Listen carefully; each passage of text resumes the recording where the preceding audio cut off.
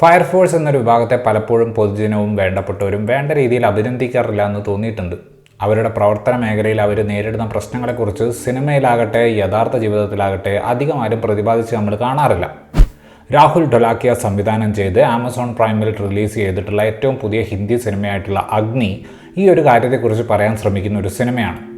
പ്രേക്ഷകരെ ബോധവാന്മാരാക്കേണ്ട ചില വിഷയങ്ങൾ സിനിമ പ്രതിപാദിച്ചു പോകുന്നുണ്ടെങ്കിലും വളരെ ഫെമിലിയർ ആയിട്ടുള്ള ഒരു സ്ക്രിപ്റ്റിംഗ് ടെംപ്ലേറ്റ് ആണ് സിനിമ ഫോളോ ചെയ്യുന്നത്. അതുകൊണ്ട് തന്നെ പല കഥാപാത്രങ്ങൾക്കും തൊട്ടടുത്ത സീനിൽ എന്താണ് സംഭവിക്കാൻ പോകുന്നത് എന്ന് ഊഹിക്കാൻ യാതൊരു ബുദ്ധിമുട്ടുമില്ല. കഥ നടക്കുന്നത് 2017 മുംബൈ ഫയർഫോഴ്സിലെ ഉദ്യോഗസ്ഥനായിട്ടുള്ള വിഠൽ റാവുവും അദ്ദേഹത്തിൻ്റെ ടീമുമാണ് നമ്മുടെ ഫോക്കസ്. നഗരത്തിലെ പല സ്ഥലങ്ങളിലും നടക്കുന്ന തീപിടുത്തങ്ങൾ റാവുവിനും അദ്ദേഹത്തിൻ്റെ കൂട്ടാളികൾക്കും നിർത്താതെ പണി കൊടുക്കുന്നുണ്ട്. എന്നിരുന്നാലും മറ്റു ഡിപ്പാർട്ട്മെൻറ്റുകളിൽ നിന്നും സ്വന്തം വീട്ടിൽ നിന്നും പോലും വേണ്ടത്ര പരിഗണന അവർക്ക് ലഭിക്കുന്നില്ല. റാവുവിൻ്റെ മകൻ പോലും സൂപ്പർ കോപ്പായിട്ടുള്ള അവൻ്റെ അമ്മാവനെയാണ് അച്ഛനേക്കാൾ ആരാധിക്കുന്നത്. കാര്യങ്ങൾ ഇങ്ങനെയൊക്കെ പോയിക്കൊണ്ടിരിക്കെ സമീപകാലത്തായി നടന്നിട്ടുള്ള പല തീപിടുത്തങ്ങളും ഒരു ആർസൺ, അതായത് മനഃപൂർവ്വം തീ വെച്ചതാണോ എന്നൊരു സംശയം വിഠലിൻ്റെ ടീമിലുള്ള ആംവി രേഖപ്പെടുത്തുന്നു.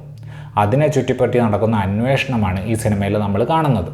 ഞാൻ ആദ്യമായി പറഞ്ഞ പോലെ അഗ്നിശമന സേനയിൽ ഉള്ളവരെ നമ്മൾ വേണ്ട രീതിയിൽ സെലിബ്രേറ്റ് ചെയ്യുന്നില്ല എന്നൊരു കാര്യത്തിലേക്കാണ് സിനിമ ഫോക്കസ് ചെയ്യുന്നത്. അതായത് ബിൽഡിങ്ങുകളെല്ലാം പണിയുമ്പോൾ തീപിടുത്തം പോലെയുള്ള കാര്യങ്ങളെ വേണ്ട രീതിയിൽ ഗൗനിക്കാതെ എങ്ങനെയെങ്കിലും പെർമിഷൻ കൊടുത്ത് അവസാനം തീപിടുത്തം നടക്കുമ്പോൾ ഫയർഫോഴ്സിന് അവിടെ എത്താൻ പറ്റാത്ത സാഹചര്യം ഉണ്ടാകുന്നു. സ്റ്റെയർ കേസിലും ഫയർ എസ്കേപ്പിലും ഒക്കെ എന്തെങ്കിലും സാധനങ്ങളൊക്കെ വെച്ച് അപകടം വന്നു കഴിയുമ്പോൾ ഇതെല്ലാം ഫയർഫോഴ്സിൻ്റെ പിടിപ്പുകേടാണ് എന്ന് കുറ്റപ്പെടുത്തുന്നു. ഇത്തരത്തിലുള്ള കാര്യങ്ങളാണ് സിനിമയിൽ പറയുന്നത്. മെയിൻ സ്ട്രീം സിനിമകളിൽ ഫയർഫോഴ്സ് ഒരു കേന്ദ്ര കഥാപാത്രമായിട്ടുള്ളത് വളരെ കുറവായതുകൊണ്ട് ഇത്തരത്തിലുള്ള വിഷയങ്ങൾ പ്രതിപാദിക്കുമ്പോൾ തന്നെ ഫ്രഷായ ചില സംഭവങ്ങൾ കാണുന്ന ഒരു പ്രതീതി നമുക്ക് ലഭിക്കുന്നുണ്ട്. പക്ഷേ കഥ പറച്ചിൽ രീതി അല്പം വീക്കാണ്.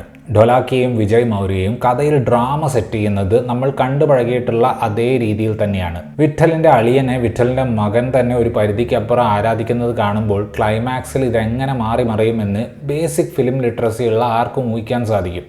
അതേപോലെ തന്നെ ഏതെങ്കിലും ഒരു കപ്പിൾ കുറച്ചധികം റൊമാൻറ്റിക്കായി ഭാവി പ്ലാൻ ചെയ്യുന്നത് കാണിച്ചാൽ നമുക്ക് എല്ലാവർക്കും ഊഹിക്കാൻ പറ്റും എന്തോ ദുരന്തം സംഭവിക്കാൻ പോകുന്നുണ്ടെന്ന്. ഇത്തരത്തിൽ പ്രെഡിക്റ്റബിൾ ആയിട്ടുള്ള സാധനങ്ങളെ ഏതെങ്കിലും രീതിയിൽ മാറ്റിപ്പണിയാനുള്ള യാതൊരു എഫേർട്ടും എഴുത്തിൽ നടത്താത്തതുകൊണ്ട് ഉദ്ദേശശുദ്ധിയുടെ നന്മയിൽ മാത്രം ഒതുങ്ങിപ്പോവുകയാണ് സിനിമ. സാമാന്യം ഫിൽമി ആണെങ്കിലും ചില ഭാഗങ്ങളിൽ ഡയലോഗുകൾ ക്യാച്ചിയാണ്. സ്വല്പം സാച്ചുറേറ്റഡ് ആയിട്ടുള്ള കളർ പാലറ്റാണ് കെ.യു. മോഹനൻ ഈ സിനിമയിൽ ഉപയോഗിച്ചിട്ടുള്ളത്. സിറ്റുവേഷനുകളുടെ ഡ്രാമ കുറച്ചുകൂടെ ഇൻറ്റൻസ് ആക്കുന്നതിന് അത് സഹായിക്കുന്നുണ്ട്. പോരാത്തതിന് സീനുകളുടെ സ്വഭാവം സെറ്റ് ചെയ്യാനും ഈ കളർ പരീക്ഷണം സഹായിക്കുന്നു. ഫയർഫോഴ്സ് തീപിടിച്ച സ്ഥലത്തേക്ക് പോകുന്ന രംഗങ്ങളിൽ മാത്രമായിട്ട് ഡ്രോൺ ഷോട്ടുകൾ ഉപയോഗിച്ച രീതിയും ആ രംഗങ്ങളെ കുറച്ചുകൂടി എഫക്റ്റീവ് ആക്കുന്നുണ്ട്. വിഷ്വൽ എഫക്ട്സ് റെൻഡറിങ് ക്വാളിറ്റി മികവ് പുലർത്തിയപ്പോൾ ആ സീനുകൾ ഷൂട്ട് ചെയ്തപ്പോൾ അഭിനേതാക്കളോട് ഏത് ഭാഗത്തു നിന്നാണ് തീ വരുന്നത് എന്ന് പറയാൻ വിട്ടുപോയോ എന്ന് തോന്നി. വിഠൽ റാവുവായി വന്നിട്ടുള്ള പ്രതീക് ഗാന്ധി തന്നെ ഏൽപ്പിച്ച കഥാപാത്രത്തിൻ്റെ ഡെസ്പറേഷനും ദേഷ്യവും നിസ്സഹായതയും ഒക്കെ വൃത്തിയിൽ അവതരിപ്പിച്ചു. ഡ്രമാറ്റിക് ആയിട്ടുള്ള ഭാഗങ്ങളൊന്നും പ്രതീക് ഓവർഡു ചെയ്യാത്തതുകൊണ്ട് അയാളുടെ ദേഷ്യത്തിന് ഒരു റിയൽനെസ് ഉണ്ടായിരുന്നു. ദിവ്യേന്ദു ശർമ്മ അവതരിപ്പിച്ചിട്ടുള്ള പോലീസ് കഥാപാത്രം ഒരർത്ഥത്തിൽ ഒരു എക്സ്റ്റെൻഡഡ് ക്യാമിയോ റോൾ പോലെ തോന്നി. ഞാൻ നേരത്തെ പറഞ്ഞതുപോലെ അവസാനം ഈ കഥാപാത്രം എങ്ങനെ മാറുമെന്ന് നമുക്ക് ആദ്യമേ ഊഹിക്കാൻ സാധിക്കുന്നതുകൊണ്ട് തുടക്കത്തിൽ ഇയാളുടെ പ്രവർത്തന രീതിയെല്ലാം നമ്മളെ കാണിക്കുമ്പോൾ അത് ഏറെക്കുറെ മിർസാപൂരിലെ മുന്നാബയ്യെ കാണാൻ വന്നവരെ തൃപ്തിപ്പെടുത്താനായി വേണ്ടി എഴുതി ചേർത്തതുപോലെ തോന്നി. സയ്യാമി ഖേറിനും സായ് തമൻകറിനും അത്ര ഡിമാൻഡിങ് ആയിട്ടുള്ള കഥാപാത്രങ്ങളല്ല ലഭിച്ചിട്ടുള്ളതെങ്കിലും രണ്ടുപേരും കിട്ടിയ ക്യാരക്ടേഴ്സ് സിൻസിയർ ആയിട്ട് അവതരിപ്പിച്ചിട്ടുണ്ട്.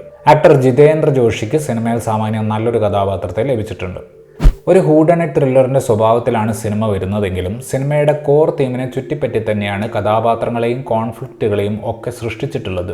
വില്ലനായി വരുന്ന കഥാപാത്രത്തിനുള്ള വാലിഡ് ആയിട്ടുള്ള റീസണും ഒരു നല്ല ആസ്പെക്റ്റ് ആയിരുന്നു. പക്ഷെ നേരത്തെ പറഞ്ഞതുപോലെ പറയപ്പെടേണ്ട കഥ പറയാൻ ഉപയോഗിച്ചിട്ടുള്ള എഴുത്തിലെ ടൂളുകൾ വളരെ പഴകിയവയായിരുന്നു. അതുകൊണ്ട് തന്നെ പല സ്ഥലത്തും ഡയലോഗുകളിൽ ഒളിപ്പിച്ചിട്ടുള്ള ക്ലൂകൾ വരെ വളരെ എളുപ്പം നമുക്ക് പിടിച്ചെടുക്കാൻ പറ്റും. ഈ അടുത്ത് വന്ന സൂക്ഷ്മദർശിനി പോലെ പ്രേക്ഷകൻ ഊഹിക്കുന്ന പോയിന്റിനെ കുറച്ച് മുൻകൂട്ടി കണ്ട് അതിനെ ഒന്ന് ട്വീക്ക് ചെയ്യാനുള്ള ഒരു എഫേർട്ട് എഴുത്തിലുണ്ടായിരുന്നെങ്കിൽ ഈ സിനിമ പറയാൻ ഉദ്ദേശിക്കുന്ന പൊതുജന താല്പര്യാർത്ഥമുള്ള ചില കാര്യങ്ങൾക്ക് കുറച്ചുകൂടെ ഇമ്പാക്റ്റ് ഉണ്ടായേനെ.